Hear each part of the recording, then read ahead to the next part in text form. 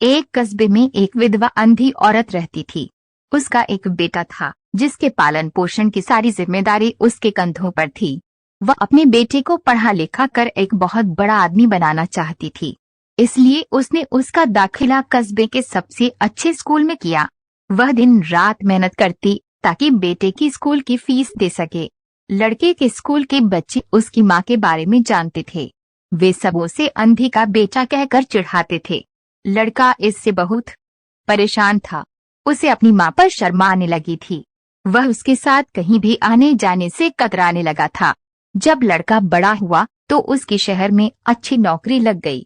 उसने अपनी माँ से वादा किया कि शहर में मकान लेकर वे उसे लेने आएगा, लेकिन वह शहर गया तो फिर लौटकर वापस नहीं आया। उसकी अंधी माँ उसका इंतजार करती रह गई। ये भी पढ़ें, माँ का प्यार अनमोल है। माँ बेटे की कहानी। कई महीने बीत गए, लड़के की कोई खबर नहीं आई। कई महीने बीत गए, लड़के की कोई खबर नहीं आई। अंधी एक दिन उससे नहीं रहा गया और वह बेटे से मिलने शहर पहुंच गई। पूछते पूछते वह बेटे के ऑफिस पहुंची। वहां सिक्योरिटी गार्ड ने उसे रोक दिया। अंधी औरत ने गार्ड को अपने बेटे का नाम बताया और बोली कि उससे जाकर कह दो कि गांव से कोई मिलने आया है। गार्ड ने जाकर उसके बेटे को बताया। बेटे ने ऑफिस की खिड़की से देखा तो उसे अपनी माँ गेट के बाहर खड़ी नजर आई। वह ऑफिस में सबके सामने अपनी माँ की वजह से शर्मिंदा नहीं होना चाहता था।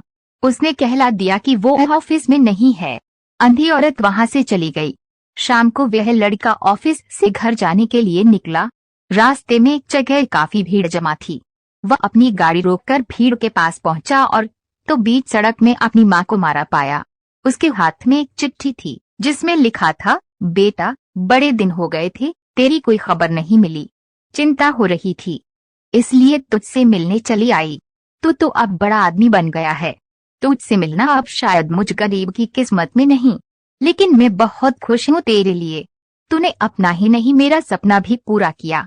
मलाल है कि तेरी तरक्की देख नहीं सकती। काश बचपन में तेरी आंखों में सरिया न गुस्सा होता और मुझे तुम्हें अपनी आंखें न देनी पड़ी होती तो तेरी तरक्की अपनी आंखों से देखकर सुकून से मरती। तेरी अंधी माँ। ये पढ़कर लड़का फूट फूट कर रोने लगा। जिस अंधी माँ पर उसे शर्माती थी, उसने उसके लिए कितना बड़ा बलिदान किया था। वह आत्मग्लानि से भर उठा और जिंदगी भर खुद को माफ नहीं कर